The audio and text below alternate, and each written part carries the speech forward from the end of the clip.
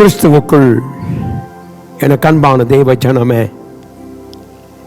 இந்த அதிகாலை வேளையிலே தேவனை நாம் அறிந்து ஆராதிக்க கர்த்தர் நமக்கு கொடுத்த நல்ல புதிய ஜீவனுக்காய், புதிய காரியத்துக்காய் கர்த்தருக்கு நன்றி செலுத்துவோம். அவர் மாறாத கிருபை, அவருடைய கனம் எல்லாமே நமக்கு முன்பாக கர்த்தர் வைத்திருக்கிறபடியினாலே நாம் அவரை ஆராதித்து தொழுது கொள்ள கர்த்தர் நமக்கு உதவி செய்கிறார். இந்த உலகத்தில் அநேகருக்கு அநேக தேவைகள் இருக்கிறது. அநேகர் பணம் சம்பாதிக்க வேண்டும், பொருள் சம்பாதிக்க வேண்டும், உலகத்திலே பெரிய காரியங்களை செய்ய வேண்டும், புகழை சம்பாதிக்க வேண்டும் என்று சொல்லி அநேகர் அநேக தேவைகளை தேடி ஓடிக்கொண்டிருக்கிறார்கள். ஆனால் இன்றைக்கு நாம் பார்க்கிறதான ஒரு காரியம், ஆண்டவருக்கு எது தேவை? இந்த உலகத்திலே நம்ம மீட்க வந்த நம்முடைய தேவனாகிய கர்த்தருக்கு ஒரு தேவை இருக்கிறது.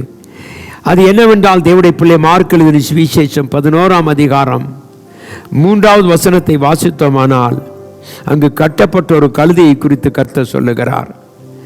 எனக்கு அன்பான தெய்வ பிள்ளை, ஆண்டோடைய நோக்கம் எல்லாம் கட்டப்பட்ட மக்களை விடுதலையாக்கி அவர்களை தம்முடைய ஜனமாக மாற்றும்படியாகவே கர்த்தர் விரும்பினார்.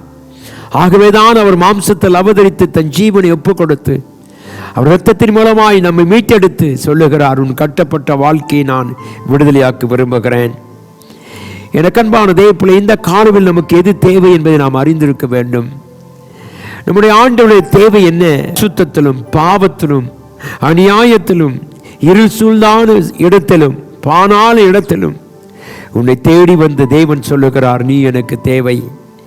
எனக்கு அன்பான தேவப்பிள்ளையே, இந்த காலவெல்லை கர்த்தர் நம்மை விடுவித்தார்.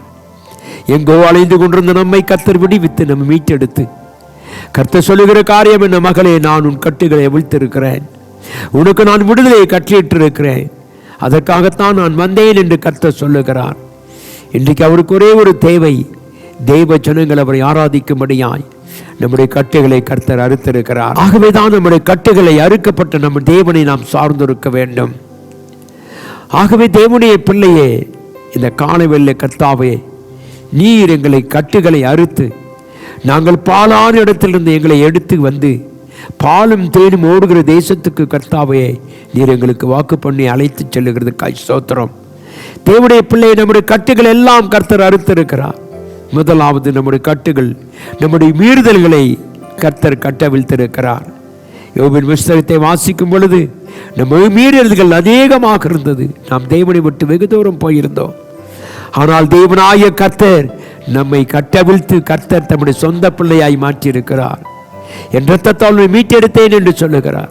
யாராலும் கட்டவிழ்க்க முடியாத கட்டுகளை சாத்தான் நம்முடைய வாழ்க்கையிலே போட்டிருந்தான்.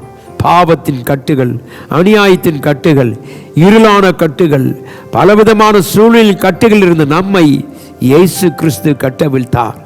ஆகவேதான் தேவனாய் கர்த்தர் சொல்லுகிறார், நீங்கள் போய் ஆண்டவருக்கு தேவையாக இருக்கிற அந்த கழுதையை அழைத்து கொண்டு வா என்று சொன்னார். தெய்வ பிள்ளையை, கட்டப்பட்ட உன்னை கர்த்தர் விடுதலையாக்கி இருக்கிறார்.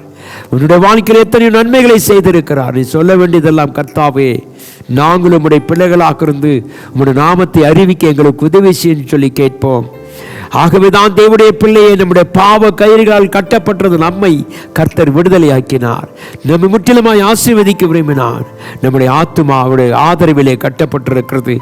இன்றைக்கு சொல்லுவோம், கர்த்தாவை, எங்கோ அலைந்து கொண்டிருந்த எங்களை தெரிந்தெடுத்து எங்கள் கட்டுகளை அறுத்து கர்த்தாவை உம்முடைய பிள்ளையாய் மாற்றிருந்தக்காய் ஸ்தோத்திரம்.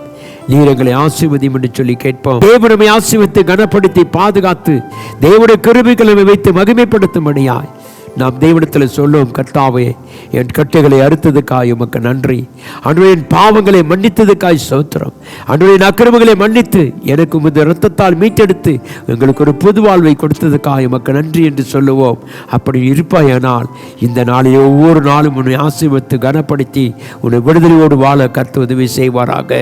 கண்களை மூடி ஜெபிப்போம். எங்கள் மகா கிருபையும் இரக்கமும் அன்பும் உள்ள நல்ல ஆண்டவரே, இந்த நாளிலே கர்த்தாவே, நாங்கள் கட்டப்பட்டிருந்த எங்களை விடுதலையாக்கி எங்களுக்கு ஒரு புது வாழ்வை கொடுத்ததுக்காக உமக்கு நன்றி. ஆசீர்வதிங்கப்பா.